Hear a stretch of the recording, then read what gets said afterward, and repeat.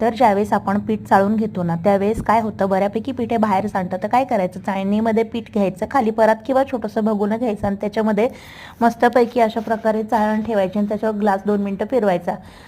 Gas ओट्टा खराब न करता बघा किती छान पीठ चाळून झालेलं आहे. त्यात चवीनुसार मीठ घालायचं, कारण बऱ्याच मैत्रिणींचे प्रश्न असतात की आमची चपाती पीठ किती वेळ भिजत घातलं तरी सुद्धा मऊ लुसलुशीत का होत नाही. तर ही ट्रेक आज नक्की तुम्ही जाणून घ्या, तुमच्या चपात्या नक्की मऊ होतील. कारण माझ्या स्वतःच्या चपात्या पहिले 6-7 महिने अजिबात मनासारख्या होत नव्हत्या, चांगल्या व्हायच्या पण असं वाटायचं की अजून छान कधी होतील. तर हे पीठ 1 ते 1.5 मिनिट मळून घ्यायचं आणि झाकून ठेवायचं.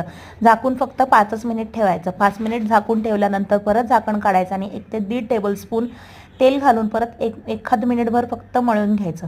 मळून घेतल्यानंतर तुम्ही बघू शकता इथे गोळा किती मऊ झाला आहे. आणि नंतर हव्या तशा चपात्या लाटून घ्यायचा. आजचा व्हिडिओ कसा वाटला मला नक्की कळवा बरं का.